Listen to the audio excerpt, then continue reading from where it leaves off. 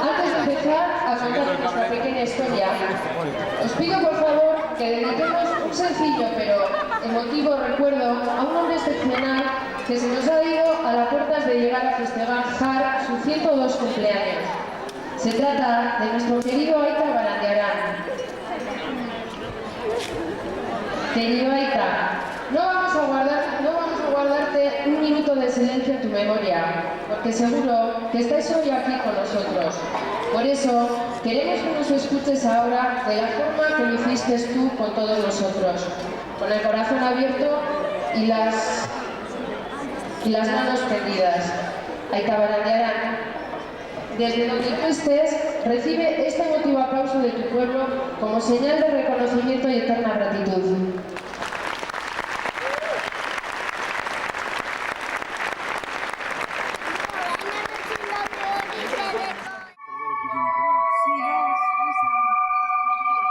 Hace miles y miles de años, en un bello rincón de Europa, floreció un bello paisaje salpicado de verdes valles, adornado de frondosos bosques y bañado en su costa por un precioso y feroz mar azul. Con el correr de los siglos, aquel lugar iba a ser habitado por un pueblo muy singular. Dicen algunos que de origen incierto, pero intrépido y valiente como pocos. Aquel pueblo era el pueblo vasco y ocupaba el lugar que hoy se conoce como Euskal Herria, nuestro país. Dice también una antigua leyenda que aquellos hombres del bosque no conocían aún la religión cristiana, que por aquel entonces el trueno, el sol, la tierra eran objetos de una atención especial por su parte, y por encima de ellos la gran diosa Mari. Es esa joven toda vestida de blanco. ¿La veis todos? Ella era respetada por todas las tribus vascas de la antigüedad. Es la señora de Apoto, la que premia las buenas acciones a los obedientes y persigue a los malos. Hoy ha venido con sus dos hijos, Atarrabi, que como veis es bastante formal, y Mikelat, que por lo que habéis podido comprobar es bastante trasto. Seguro que se parece a muchos de vosotros. Las costumbres de aquellas tribus eran rudimentarias, pero a pesar de ello vivían felices a ambos lados del Pirineo. Algunos personajes de aquellos tiempos fueron llamados gentiles y hoy están con nosotros. Son esos bandullones que tenéis ahí vestidos de saco. Se dice que estaban dotados de una especial fuerza. Eran capaces de levantar enormes piedras.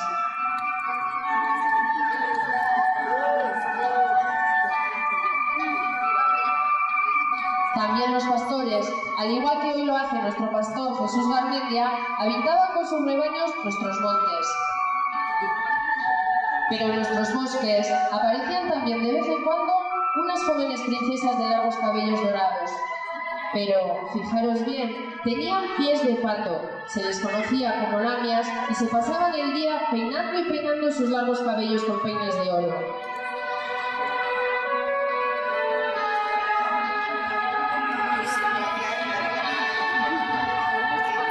El resto del Esco prefería pasar su tiempo bailando y bailando sus antiguas danzas en las faldas de los Pirineos.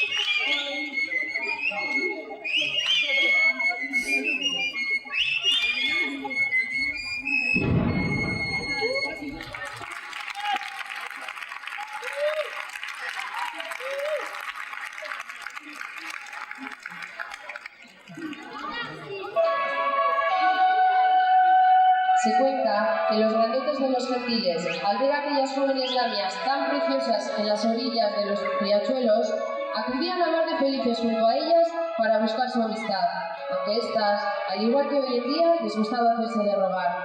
Eran ya entonces tan coquetas como lo son las chicas de hoy.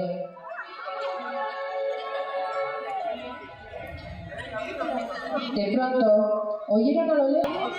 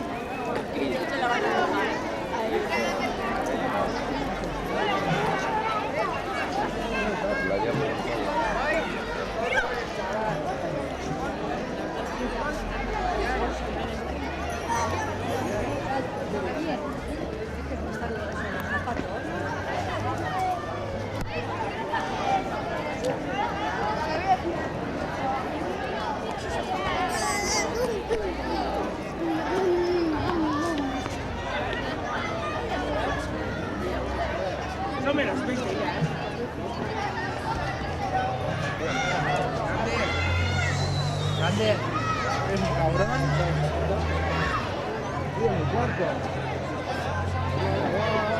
¿Dónde está mi hermano?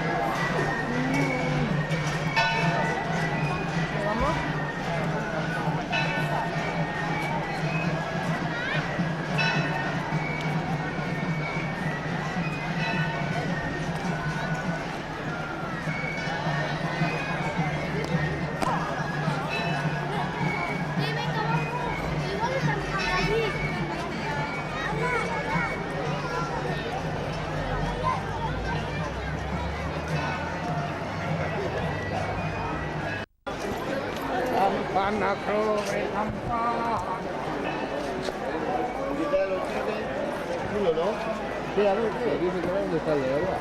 Yo ya iba para arriba. Pero no, a la noche.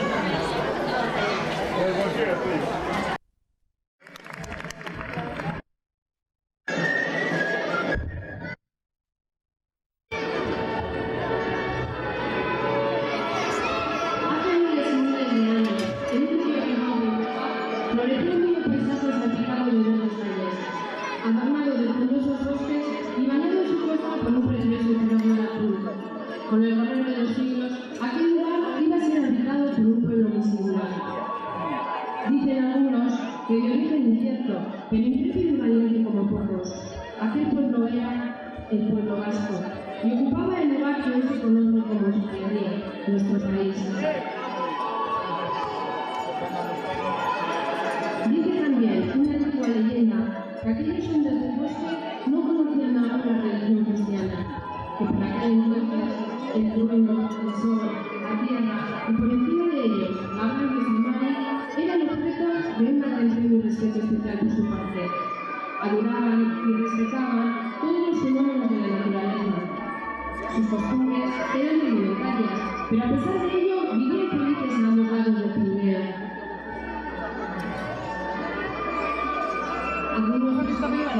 de aquel tiempo y fueron llamados gentiles, y hoy están con nosotros. Son esos grandullones que tenéis ahí vestidos de saco. Se dice que estaban dotados de una especial fuerza. Eran capaces de levantar enormes piedras.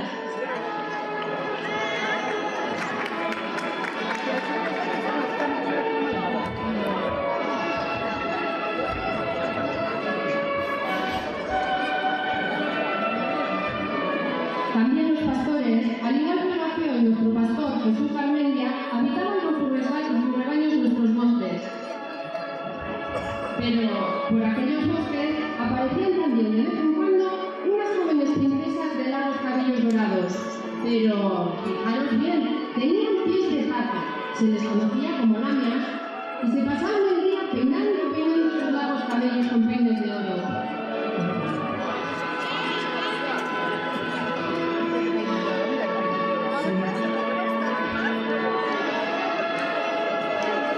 Entre ellos hay una vestida de blanco.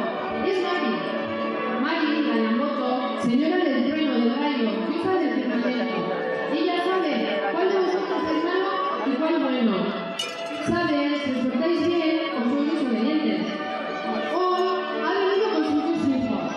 Uno de ellos es Nicolás y, como veis, es más travieso que algunos de vosotros. El otro, Azarrabi, es el gallo obediente y bueno, como seguro también lo sois muchos de los que estáis aquí. El resto de aquel pueblo tan pintoresco prefería pasar su tiempo bailando y bailando.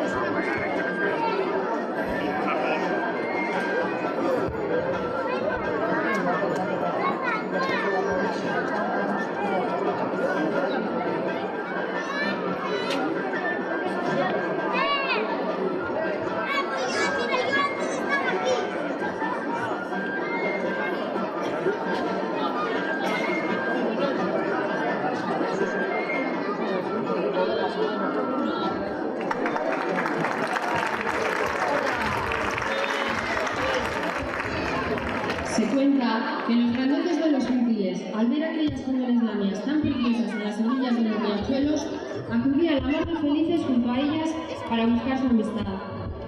Aunque estas, al igual que hoy en día, les gustaba hacerse de rogar. Pero a pesar de ello, conseguían siempre llegar a ser buenos amigos.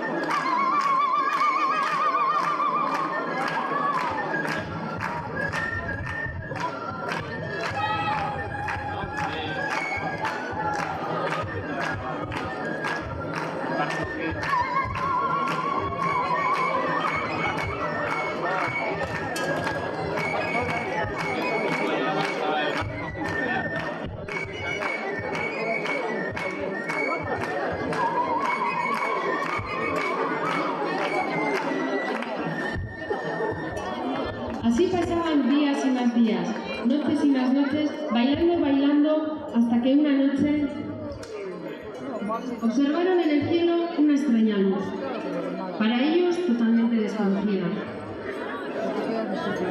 El sonido de la chalaparta, a su vez, les anunciaba que algo inesperado iba a ocurrir. Asustados, corrieron todos hacia Olentzero, se pusieron a su alrededor y le preguntaron el significado de aquella luz misteriosa. El Olentzero les dijo: ha nacido un nuevo rey, mucho más poderoso que todos los conocidos hasta ahora. De hoy en adelante tendremos que vivir ocultos en nuestros montes o cobijados en nuestros dómenes, pero yo ya soy muy mayor, os ordeno que me prendáis fuego. Ellos, no obstante, no se tomaron demasiado en serio y decidieron seguir bailando como lo habían hecho toda su vida hasta entonces.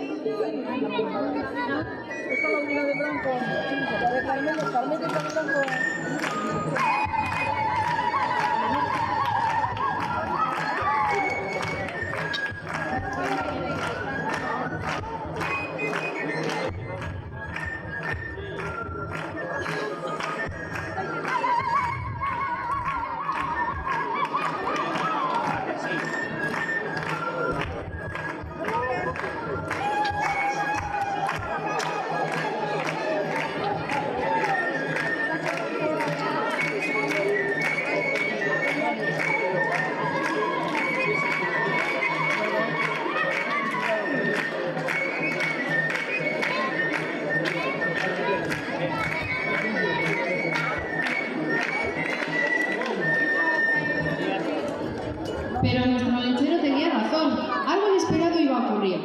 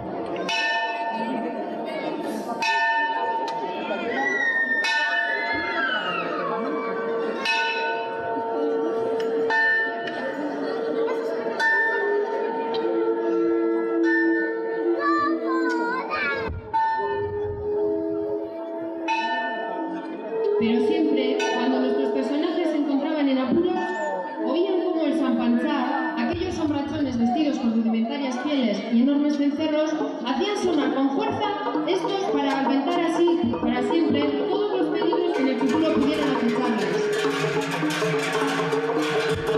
Y así, nuestros amigos podían seguir cantando y danzando sin temor alguno.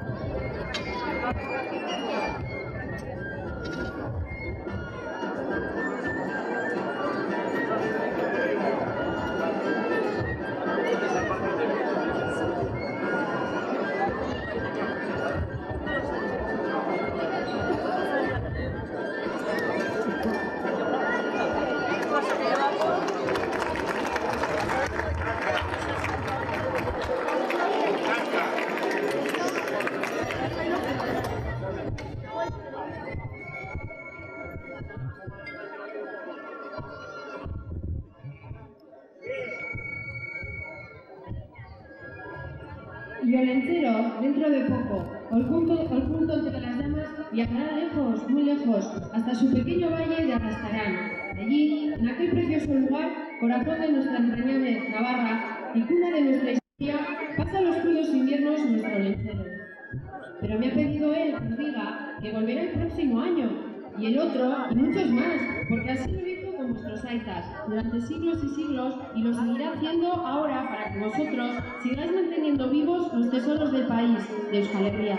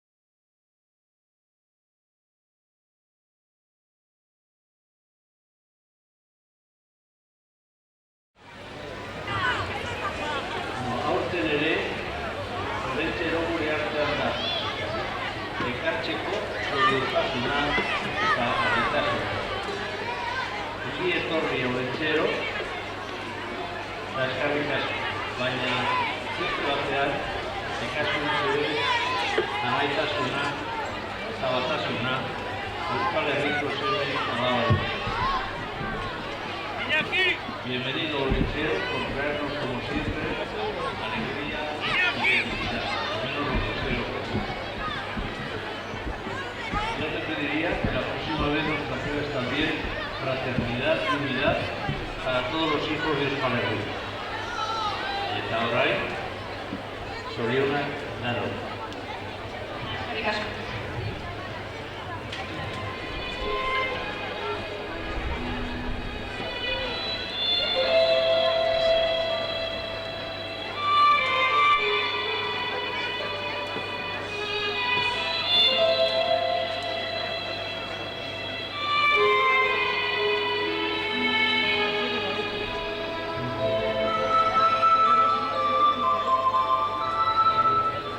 Aintzinean, Europako leku polit batean, herri zoragarri bat sortu zen.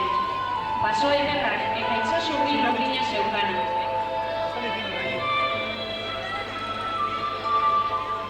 Aintzinako egun haietan, lurrak, urak, suak eta haizeak, batak bestean aurka borrokatzen zuten, etengabe, egun batean eta beste batean eta hurrengoan.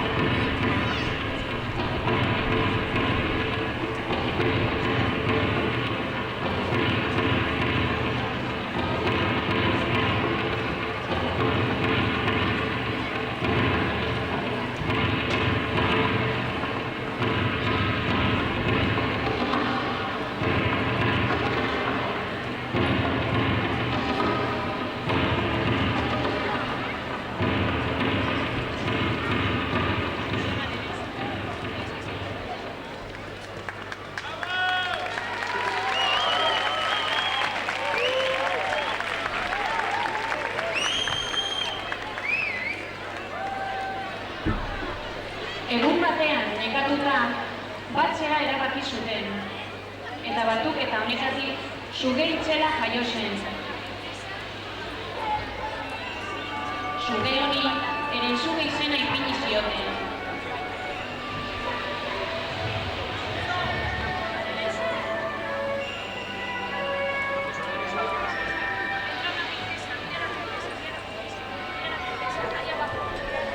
Erensuge beti bakarrik eta oso goibeli ibiltzen zen.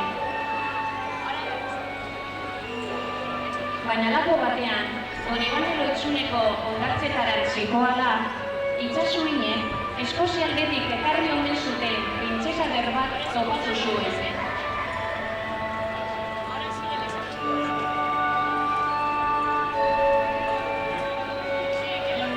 Maitemindu ziren, elkartu ziren, eta seme bat eduki zuten, Jaun Zuria, Bizkaiko lehen jauna.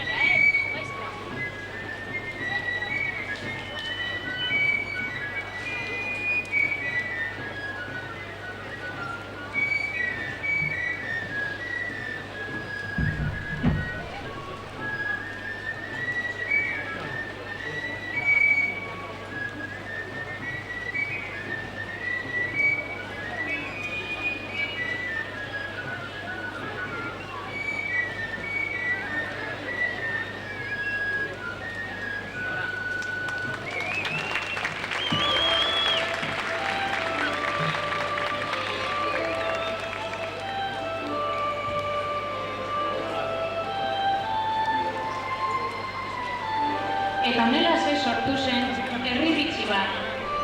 Besteak ez bezalako izango zena, eta urteen buruan, mundu osoan, Euskal Herria deitua izango zena.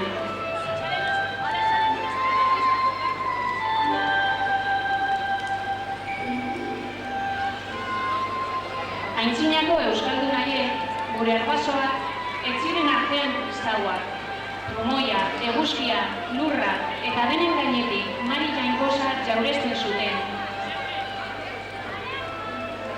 Izariko osagai guztiak ziren garrantzitsuak eurentzat, eta zintuzten ohiturak arruntak izan arren, pos-posik bizi ziren Bidasoako bi aldeetan.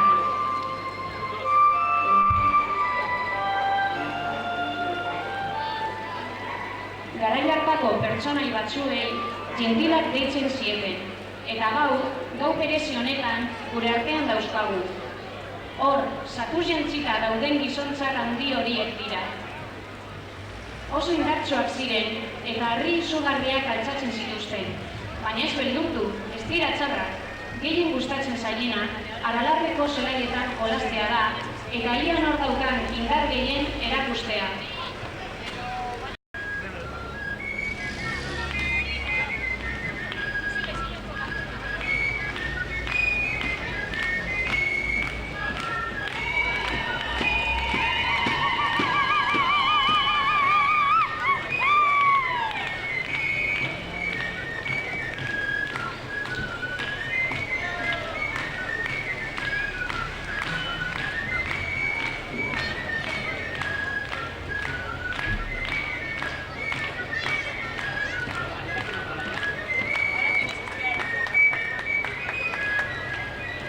Beste batzuk artzainak ziren, eta gaur gurekin dagoen Lorenzo Elortegin artzainaren antzera, egunak eta egunak ematen zituzten basoan euren ardiekin.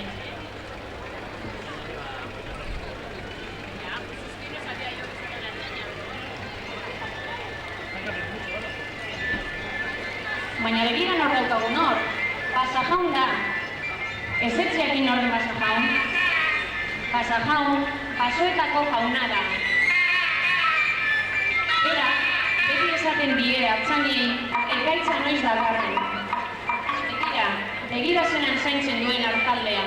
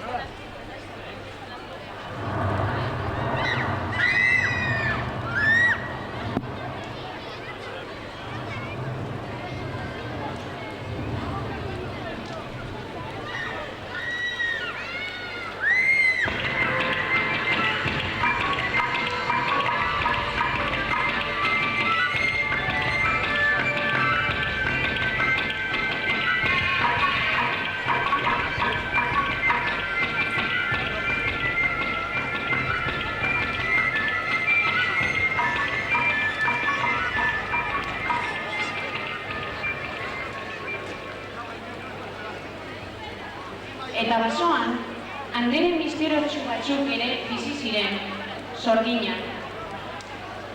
Leize zuloetan bizi ziren, eta ahalmen bereziak zeuzkaten auzokoen zein etxeko babereen gaixotasunak sendatu ahal izateko. Sorginen jakituria oraindik ezaguna da guretzat. Gau honetan, Aker ere etorri da gure sorginekin, Apilarrearen jauna delako.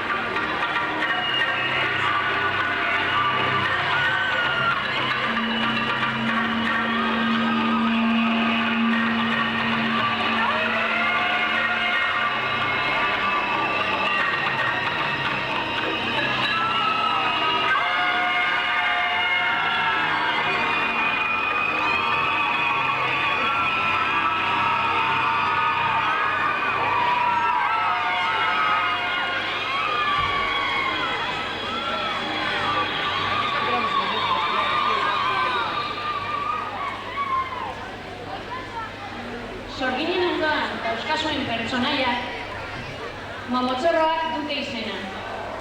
Hor, burua estalduta eta itxura beldurgarria daukaten borrokalari horiek dira. Ziur asko, eurak izan ziren Karlomagnoren gudariei Ibañetako mendizkan irabazi zietenak. Momotxorroak Aralar eta Urbasa mendietan bizi dira.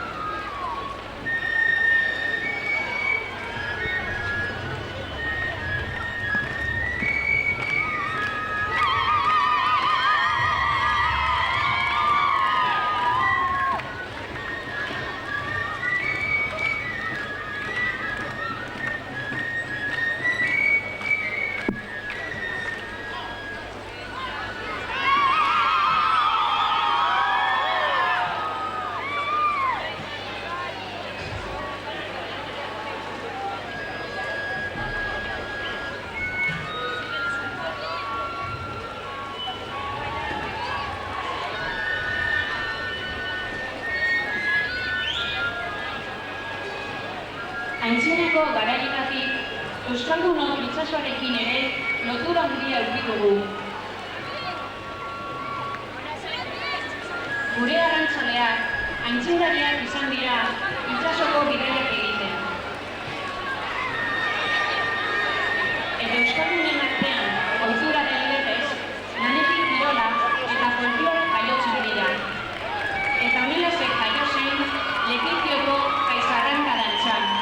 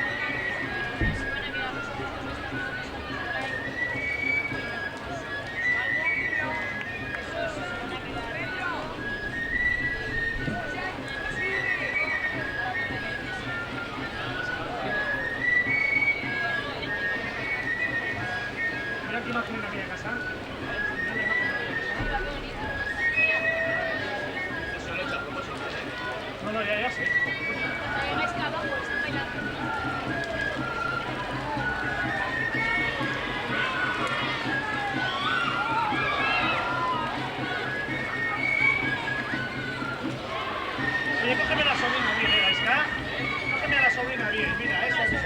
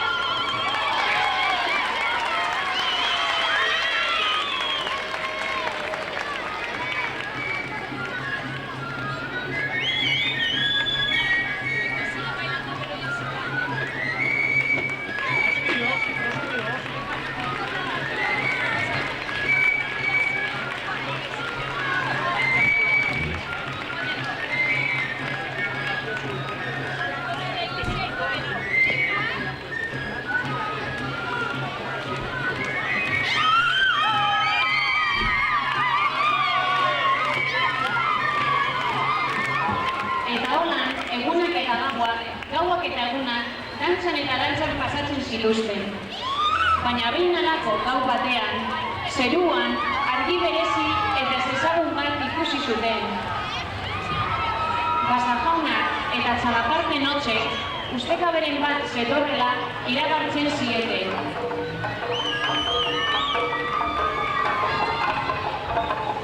Beldurtuta denak Olentzeraren gana joan ziren, bere inguruan jarri eta argi misteriotsuaren esanaiaz galdetu zioten. Oso pertsonaiatsua jaio da, Ismi. Hemendik aurrera, gure trikuarrietan estaldurik eta basoetan eskutaturik bizi beharko dugu. Baina ni agure zaharra naiz eta mesedez errena zazue. Baina ez zioten kasurek egin eta dantzatzen jarraitu zuten.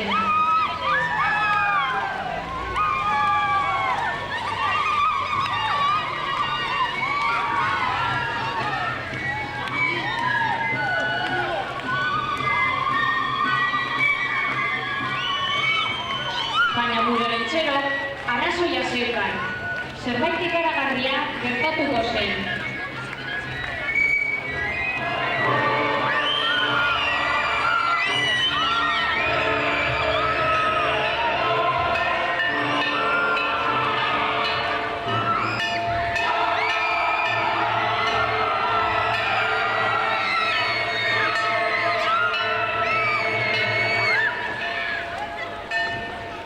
Momotxokoak moskor-moskortuta eta behean etzanda zeuden, eta ezin ziren altzatu.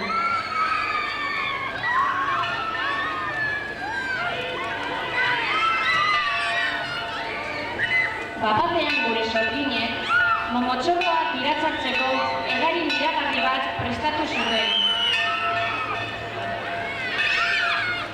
Momotxorro barik galduta ikusten zutelako euren burua.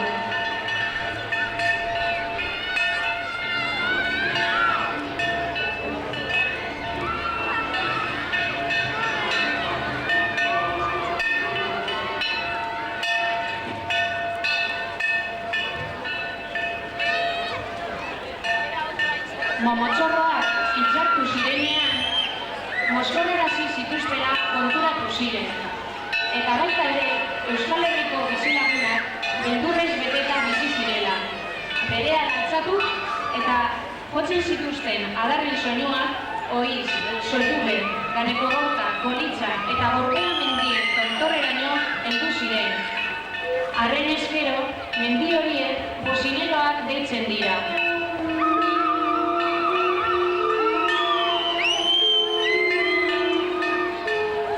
Momotxorroen deiari erantzunez, zanpantzarrak etorri ziren, eta lanak joz, arrisku guztiak usatu zituzten.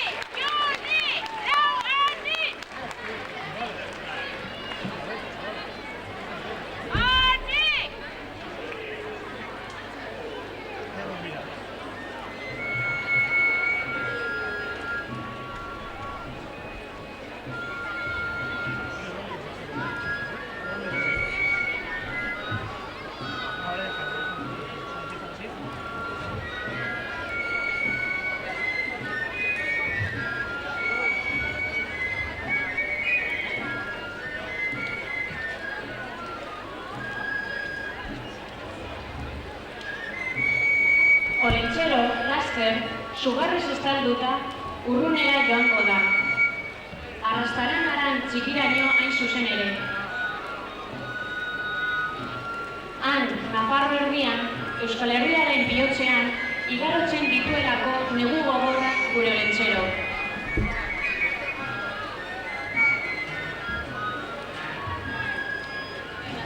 Baina gauzatxo bat eskatu digu zuei esateko. Esan digu, datorren urtean ere etorriko dela, eta hurrengoan ere bai. Horrela egin zuelako zuen arbasoekin mendez mende, eta horrela egingo duelako zuekin ere, gure herriaren ipuizarrak denon artean gorde ditzagu.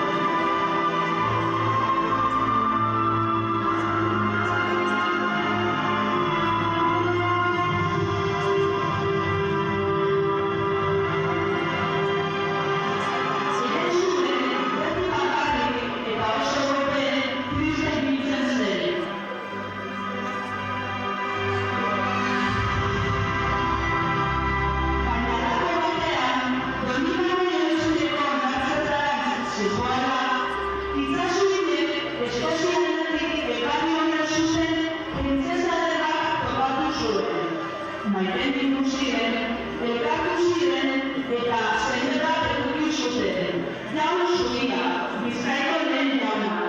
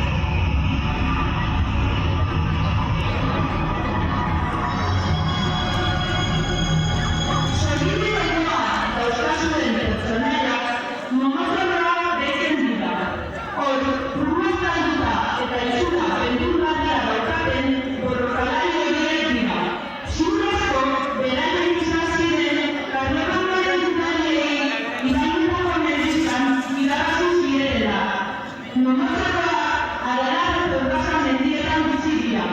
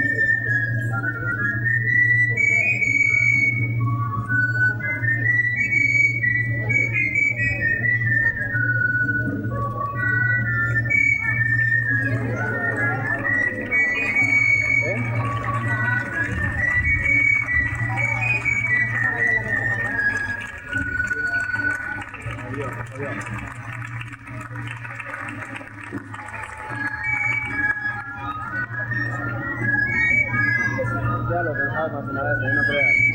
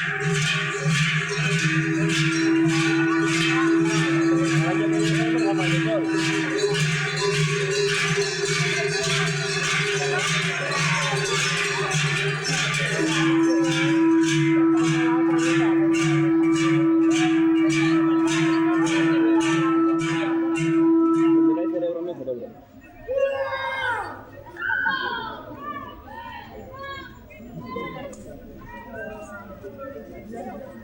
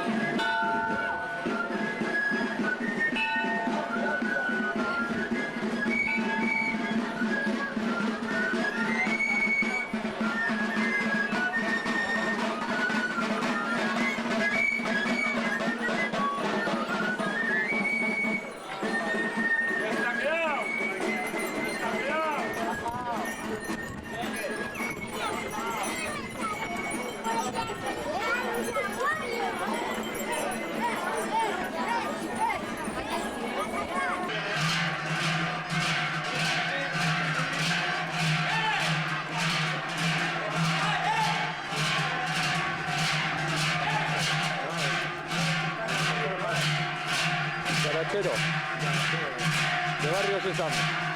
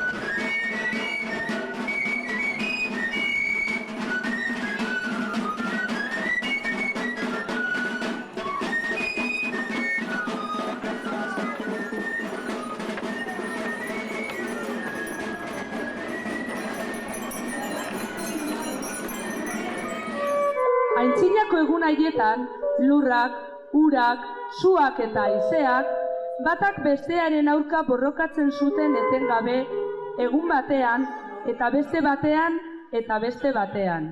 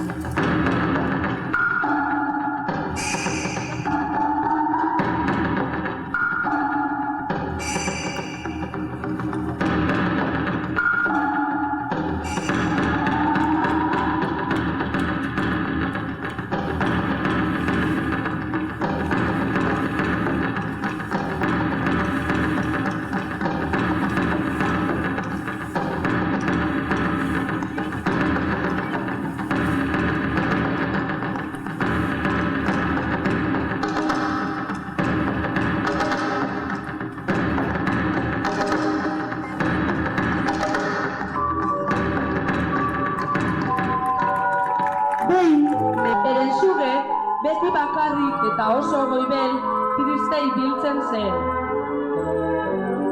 Baina halako batean, Donibainek Lohitzuneko hondartzetaran zihoala, itzazuinek Eskozialdetik ekarri omen zuten printzesa eder bat topatu zuen. Maite mindu ziren, elkartu ziren eta seme bat euki zuten, jaun zuria, Bizkaiko lehen jauna.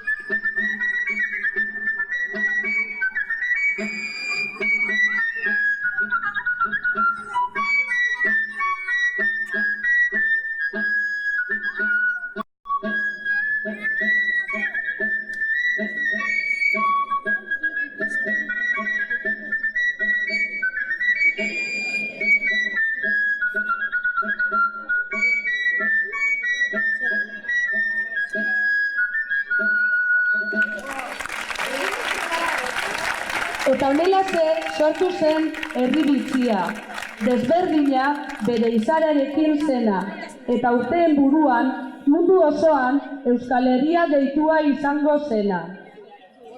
Aintzinako euskaldun haiek, gure arbasoak, ez ziren oraindik kristauak. Trumoia, eguzkia, lurra eta denen gainetik Mari Jainkosa adoratzen zuten.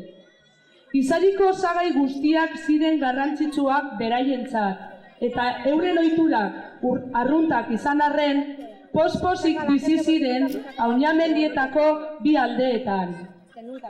Garai hartako pertsonaia batzuei gentilak deitzen zieten, eta gaur, gau berezi honetan gure artean dauzkagu. Hor, zakuz jantzita dauden gizontzar handi horiek dira. Oso indartsuak ziren, eta harri izugarriak altzatzen zituzten. Baina ez beldurtu, ez dira txarrak.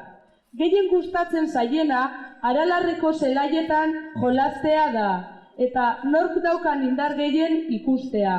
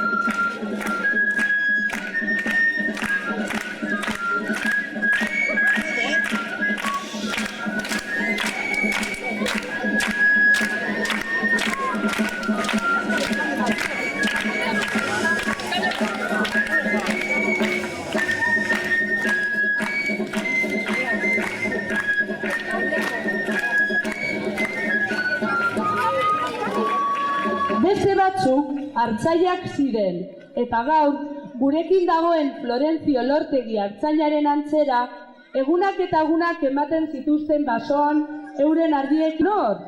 Basajaun da, baina ez dakizuela nor den Basajaun? Basajaun basoetako jauna da. Berak beti esaten di artzainei ekaitza etortzeko dagoenean.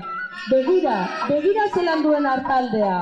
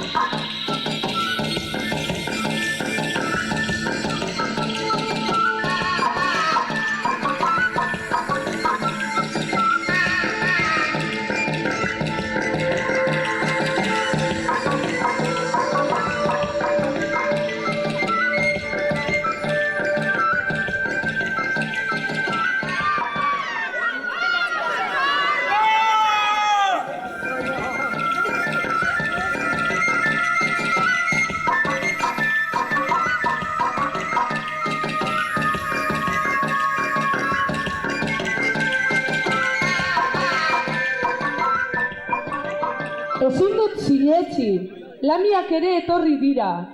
Lamiak ponpoz eta edertasun itzeleko andereak dira. Ibaien ondoan, urrezko raziekin ileak orrazten igarotzen zituzten gauak eta egunak. Horrela, artzainak liluratzen zituztela. Baina artzainak ezin zituzten beraien oinak ikusi, Lamiak ahaten oinak zituztelako. Artzainak Lamiengana aurreratu bezain laizter, hauek desagertzen ziren.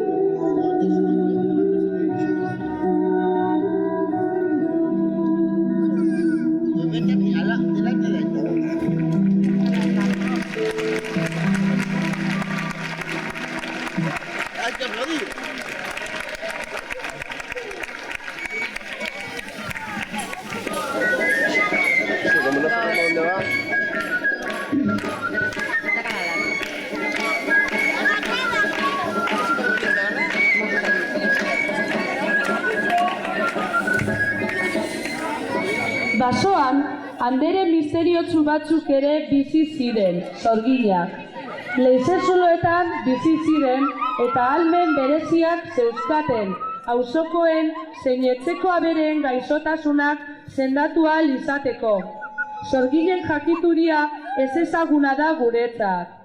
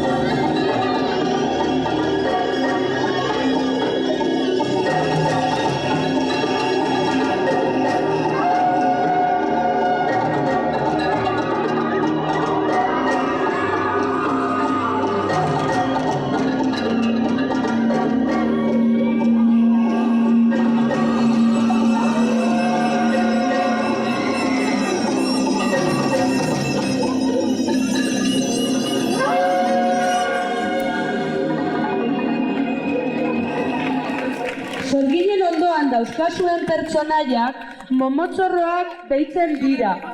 Hor, burua azalduta eta itxura beldurgarria daukaten borrokalari horiek dira. Ziur asko beraiek izan zirela Karlomagnoren gudariei ibaietako mendizkan irabazi zietenak. Momotzorroak Aralar eta Urbaza mendietan bizi dira. Baina aurten, Nafarroatik Siripot datorkigu, gizon handia eta traketsa, baina oso umezalea.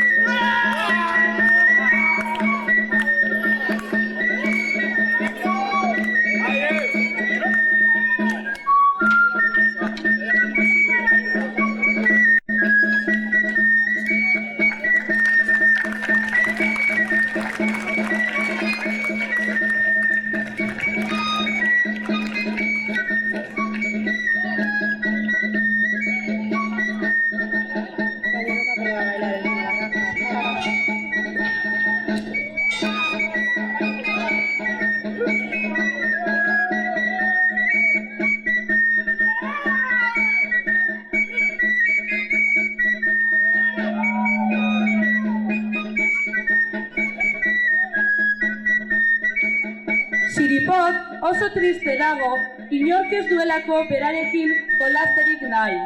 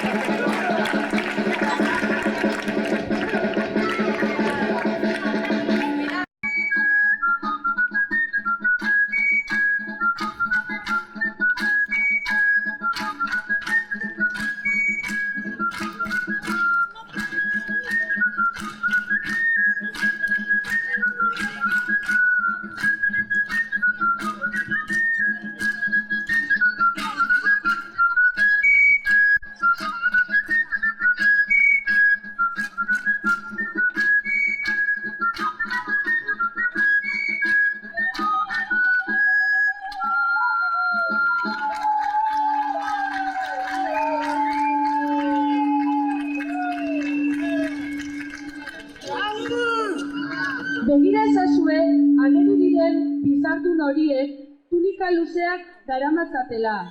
Zer gura ote dute?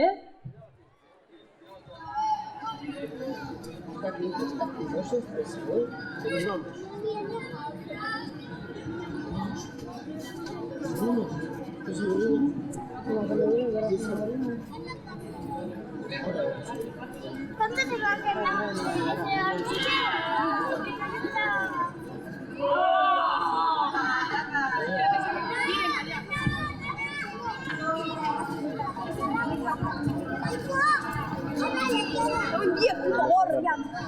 Aitzinako garaietatik, euskaldunok itsasoarekin ere lotura handia eduki dugu.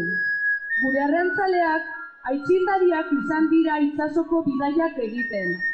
Euskaldunen artean ohitura den legez, lanetik kirola eta baita folklorea ere jaiotzen dira. Honelaxe jaio zen Lekeitioko kaizarranka dantza.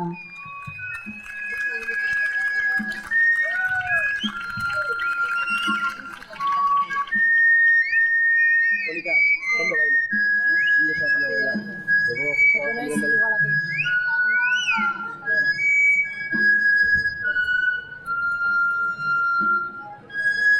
¿Un poco desde abajo para arriba?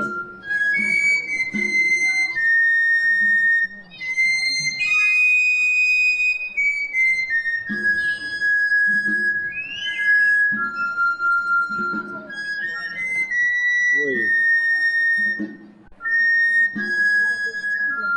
No, porque le cojo el este. El foco.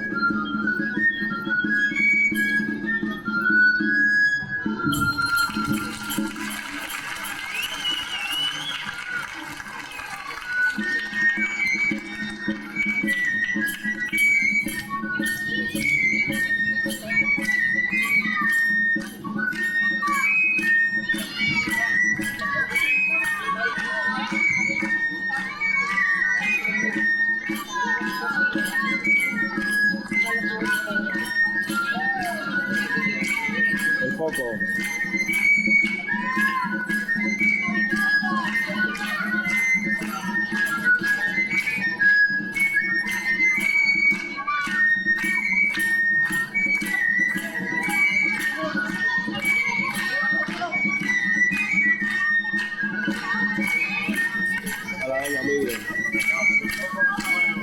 Ya, para nosotros también igual. El foco aquel. Eta hauan, egunak eta gauak, dantzan eta dantzan pasatzen zituzten. Baina behin, halako gau batean, zeruan eurentzako ezezaguna zen argi berezi bat ikusi zuten. Pasajaun eta txalapartak ustekaberen bat iragartzen ziren. Beldurtuta, denak olentzeroaren gana joan ziren, beringuruan jarri eta argi misteriotsuaren esanahiaz galdetu zioten. Oso pertsonaia altzua jaio da, Kisbi. Hemendik aurrera gure trikuarrietan estaldurik eta basoetan eskutatuta bizi beharko dugu. Baina ni agur esarra naiz, eta mesedez, errena zazue. Esan zien olentzero, baina zioten kasu handirik egin, eta dantzatzen jarraitu zuten.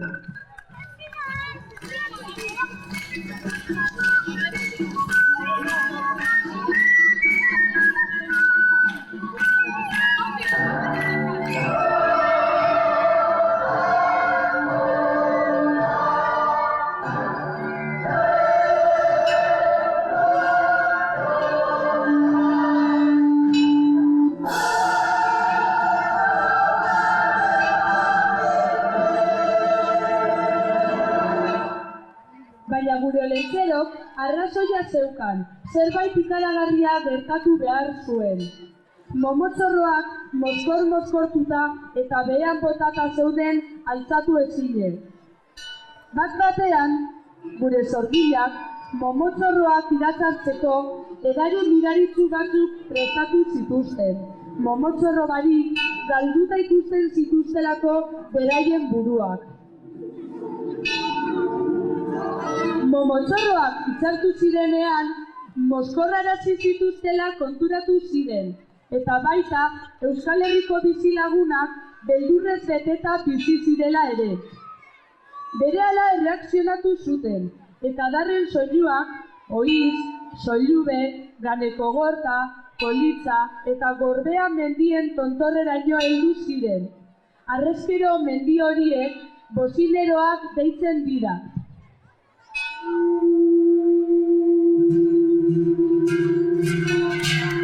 Momotzorroen deiari erantzunez, zantzarrak etorri ziren, eta arranak joz, arrisku guztiak usatzen zituzten.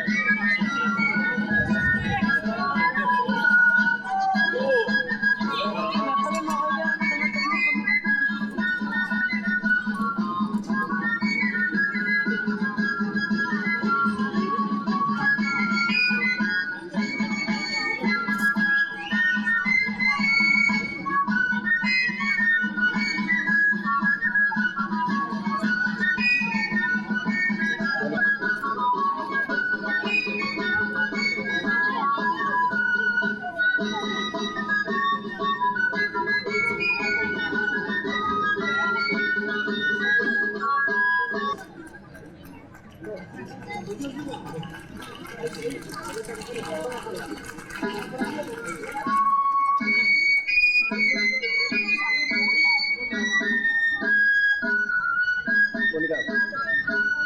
al director mío, que les cojo que poner desde abajo a los dos delante. Por ejemplo, que eso es lo que hacen los de esta vez arriba. Ya, pero es como muy lejos. Hago unos primeros planos y luego me voy a ir delante de ellos y a mí queda como muy escorado.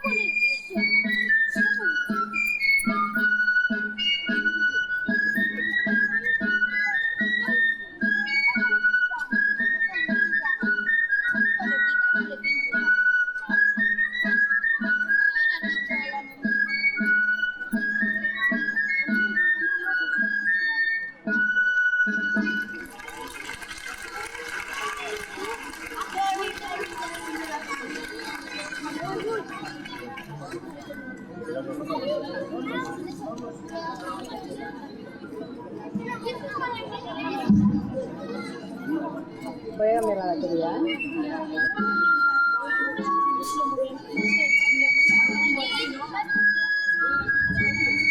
Olentzero, laster, sugarrez estalduta, oso urrun joango da. Arrastaran aran txikiraino hain zuzen ere. Han, Nafarroa erdian, Euskal Herriaren bihotzean igarotzen dituelako negu gogorrak gure Olentzero. Baina gauzatxo bat eskatu digu zuei esateko. Esan digu, datorren urtean ere etorriko dela, eta hurrengoan.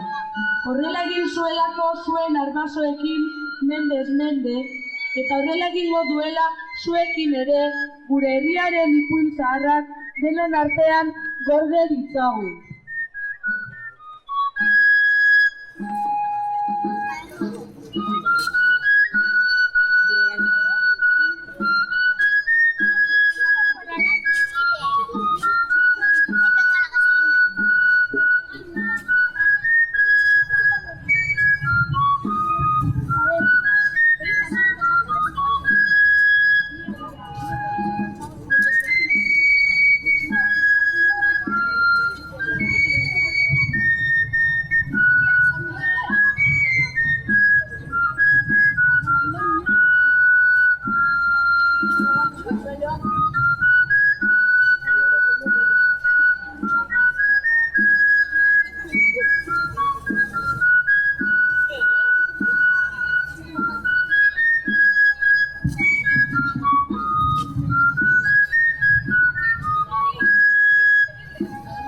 Hola, soy el pastorcito.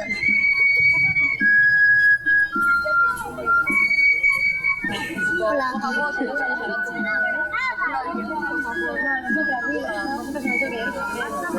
Me tengo que meter ahí en medio, lo siento.